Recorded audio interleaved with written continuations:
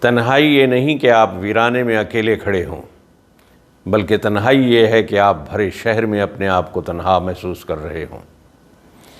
دوسرے لفظوں میں، آپ کے ارد گرد اگر لوگ موجود نہ ہوں تو اس کا نام تنہائی نہیں ہے، بلکہ جب ہم ارد گرد کے لوگوں میں دلچسپی لینا چھوڑ دیتے ہیں تو اس کا نتیجہ یہ نکلتا ہے کہ ہم تنہا رہ جاتے ہیں۔ تنہائی موجودہ دور کا ایک بہت بڑا المیہ ہے جو وقت گزرنے کے ساتھ ساتھ گمبھیر ہوتا چلا جا رہا ہے۔ تنہائی ایک بیماری نہیں بلکہ ایک بہت بڑا عذاب ہے۔ تنہا رہنے والا شخص کئی بیماریوں کا شکار ہو جاتا ہے۔ اگرچہ ہم ایک دوسرے کے پاس رہتے ہیں، ہمارے ارد گرد انسانوں کا جمع غفیر ہوتا ہے، لیکن ہم ایک دوسرے سے بالکل ناآشنا ہیں۔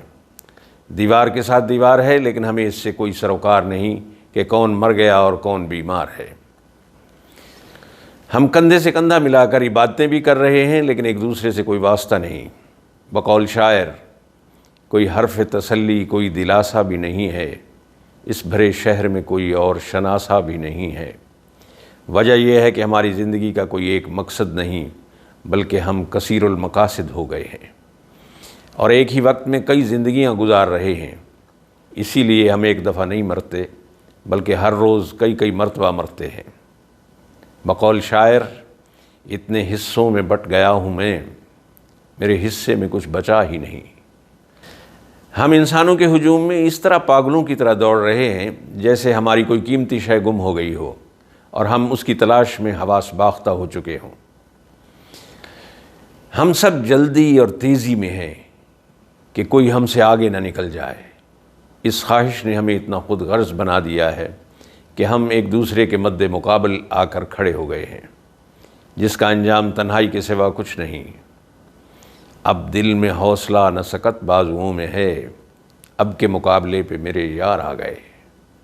ہم چاہتے تو ہیں کہ آرام و سکون حاصل کریں، لیکن بے سکونی ہے کہ وقت کے ساتھ ساتھ بڑھتی جا رہی ہے۔ ہم چاہتے تو ہیں کہ دوستوں کی محفلیں ہوں، میلے ٹھیلے ہوں، خوشیوں کے جھمیلے ہوں، لیکن ہم یہ برداشت نہیں کرتے کہ جو چیز ہمیں پسند ہے وہ دوسرے کے لیے بھی پسند کرے۔ یہ ایک ایسا جرم عظیم ہے کہ اس کی سزا صرف تنہائی ہے۔ ترقی اور ارتقاء کے نام پر ہم نے اپنے لیے ایسے پروجیکٹ بنا چکے ہیں جس کی وجہ سے ایک ہولناک تباہی نے ہمیں اپنی لپیٹ میں لے لیا ہے اور ہمارا وجود ہی ہم پر بوجھ بن گیا ہے۔ ہمارے پاس اتنا وقت ہی نہیں کہ کسی پیارے کی عیادت کر سکیں، کسی کا دکھ درد سن سکیں۔ ہم مرنے والے کی سسکیاں تو سن سکتے ہیں، لیکن ہمیں اپنے کانوں پر اعتبار نہیں۔ ہم اگر زندہ ہیں تو صرف اپنے لیے، جس کی وجہ سے فاصلے ہمارا مقدر بن چکے ہیں۔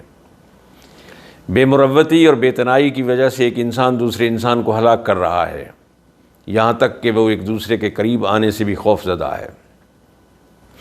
بقول شاعر، کچھ ایسی بے سکونی ہے وفا کی سرزمینوں میں جو اہل محبت کو سدا بے چین رکھتی ہے۔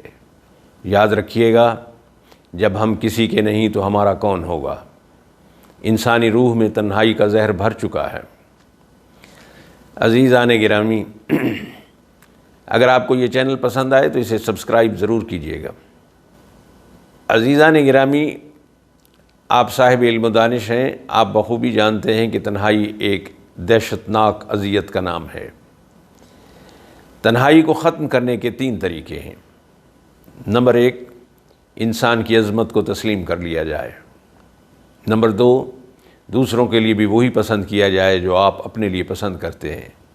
نمبر 3، تیسری چیز ہے وفا، جس کے لفظ سے ہم ہیں ناآشنا۔ وفادار انسان کو اس کی محبت اور وفا اسے کبھی تنہا نہیں ہونے دیتی۔ وہ زندہ ہو یا جہان فانی سے کوچ کر جائے، اس کے آستانے پر ہر وقت میلے کا سما رہتا ہے۔ اللہ تعالی ہم سب کا حامی و ناصر ہو اور تنہائی کی اذیت سے محفوظ رکھے۔